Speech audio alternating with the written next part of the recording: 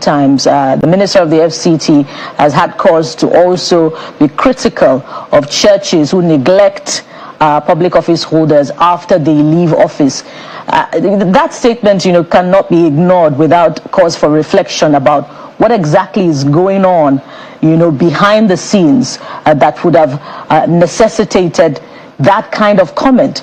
So my question is, what comes to your mind when you reflect on this? And are there opportunities, for truth-telling among members of the CASOC, beyond the microphones, beyond the pulpit, about what really their conduct should be in reflecting the values, yet again, of the season that we're talking about?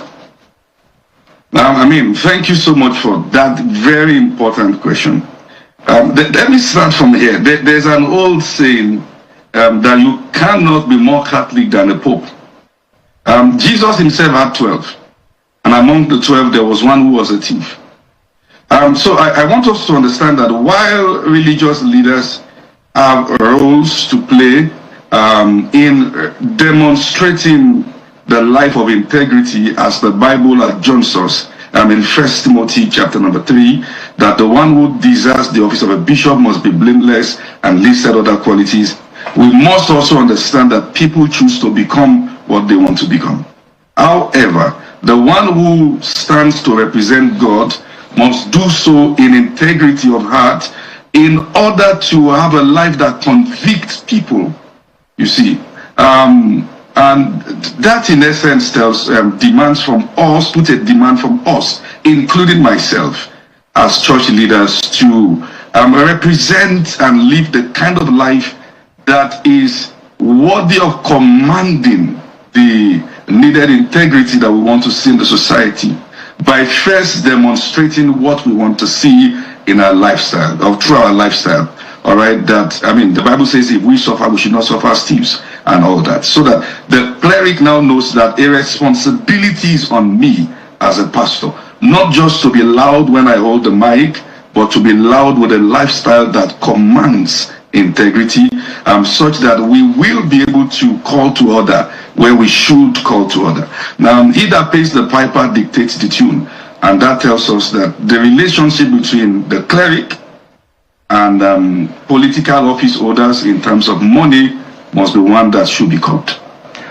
You referenced earlier on that Jesus had just 3+ years for his ministry, died 33 thereabouts by the records.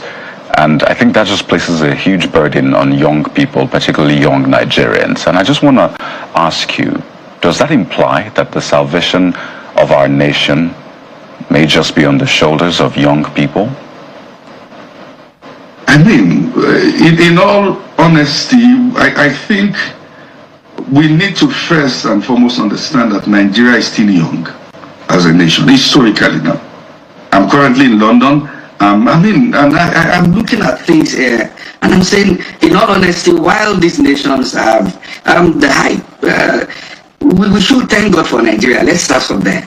Okay, sometimes people who maybe have not stepped outside the shores just believe that maybe there's some gold somewhere on the trees and everywhere here. All right, but we must also understand it is not about being young. Some young people are more crooks than those who they call crooks. It is about carrying the lifestyle and the needed knowledge, the balance, all right, to lead the nation to where it should go. So age does not directly impact that. Anyone who has what it takes should get there. And I think because of the complexity of Nigeria, experience should also not be underrated. All right, so we need young people, yes, but we need young people who are not crooks, yes. We need young people who have the needed knowledge, yes. We need young people who have the needed experience, yes. So not just about being young. Pastor Lazarus, there's another question that maybe let's get back into the church hall this time, because that whatever happens in the church hall or within the space of the church affects the society in general. So since we're talking about young people, maybe you help young people identify fake pastors, help them decipher and discern fake pastors who are gaming the faith. How can they do that? Because some are gullible.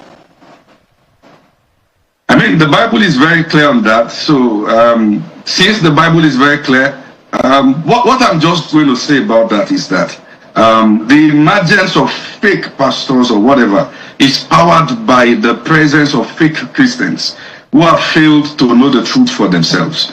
All right, since the Bible is clear as touching the distinct character of the wolf apart from the shepherd, it is important that we study for ourselves and find out what the Bible says.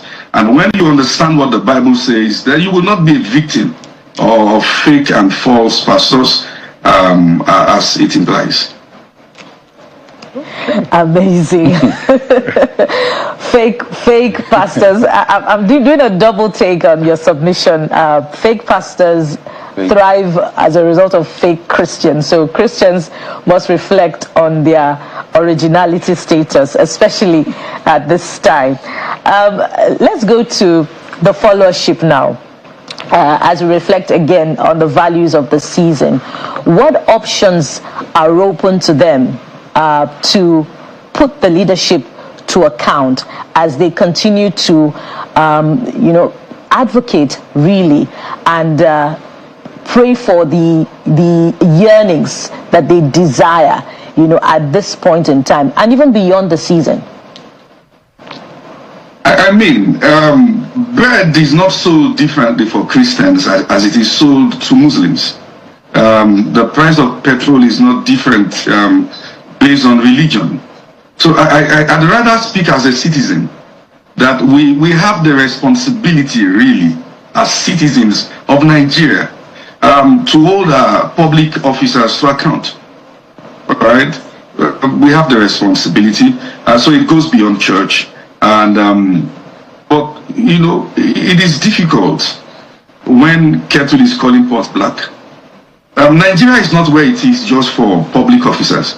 Nigeria is where it is also for the crowd that wants small things. When people begin to demand for more, and when you demand for bigger things, you reject small things.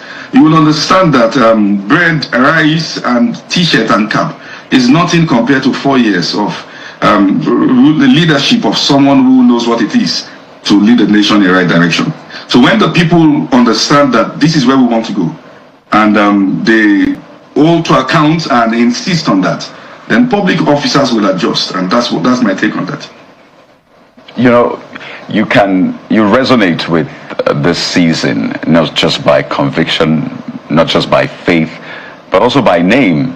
I mean, you have come forth on the one hand, and Lazarus in the Bible experienced resurrection as well. So first, let me just say thank you for coming forth on the morning brief. But thank you so much. A lot of people see you online. They love what you do. You have sort of found a way to get a lot of young people interested in Christianity. So through those videos, they are very short, but they're incisive, passes the message across, and people, it leaves them yearning for more and also exploring to find their own conviction. But not a lot of people know about your personal story.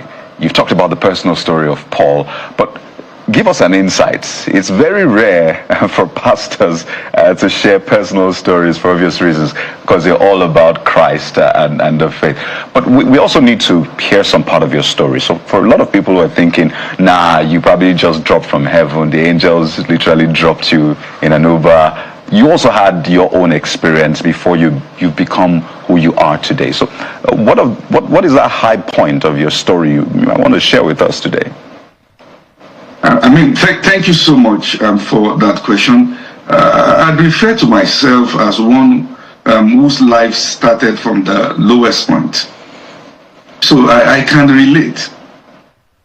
I understand what it means to go through life and not have an assurance if the future is really certain. And I think probably that's where the message kind of connects with people.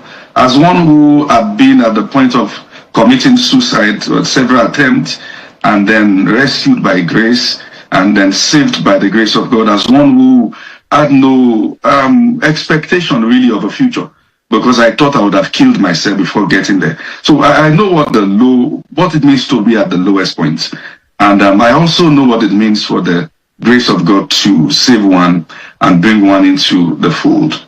And I think maybe what we are doing differently is to bring the gospel in a way that connects with day-to-day living and the experience of the people, the practical application of the message, so that we are not abstract. And I think that's where my life is coming from. And like Paul said, I am what I am by the grace of God. And we are still on a journey, all right, to where God is taking us to.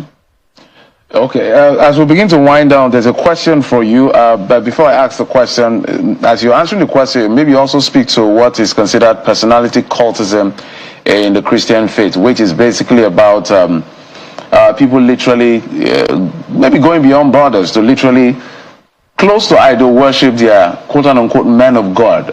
Maybe you have to speak to that as well. But this person says, Good Friday morning bridge show. My question is, even as we celebrate this Easter period, that what should be our attitude towards the Easter season? Because some are of the opinion that since it is the death and resurrection of Jesus Christ we are celebrating, it should be a period of mourning. Should that really be it, sir? So he wants to be sure if somebody is dying, why are we celebrating? Perhaps. I mean, there's a lot to celebrate because he died, yes, but he didn't stay dead. He rose. He rose never to die again. And the Bible said when he rose, we also rose with him, in essence, from the grave.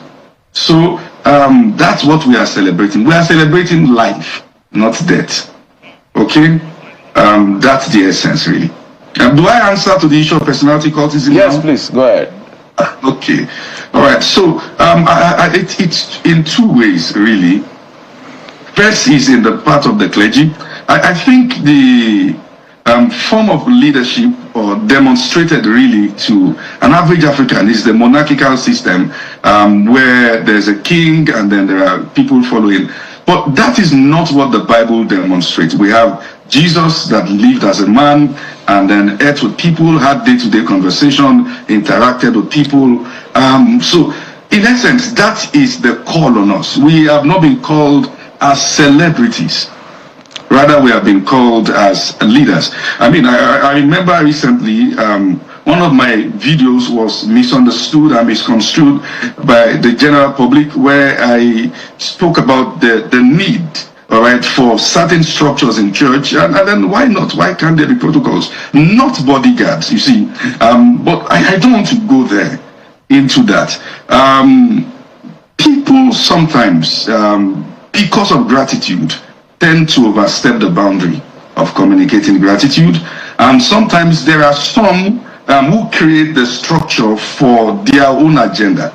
All right, but what I say now is that we must understand that times are changing, and we are facing a generation with a very unique challenge, that our operations and our style must change to meet with the unique demands of that generation. It is time for the shepherd to smell as the sheep. All right, and then that's the balance I'm going to bring to that. Quite insightful, Pastor Femi Lazarus, lead pastor of Self-Light Church. Thank you so much for your insight, and we'll continue to watch those videos and get more insight. Lots of young people like you, we must say that, and I'm sure they are rooting for you. But we must thank you for taking our time to bring to us the importance and the essence of this particular season, and wish you the very, very best as you progress in your journey of ministry. Thank you, sir. Thank you so much for having me. Well, that's it on that particular conversation. Of course, we'll switch gears now after this break. He's already here with us. He's bit eccentric in everything you can talk about as far as his style is concerned and his music. His name, Testimony Jagger, joins us after this break. Join us again.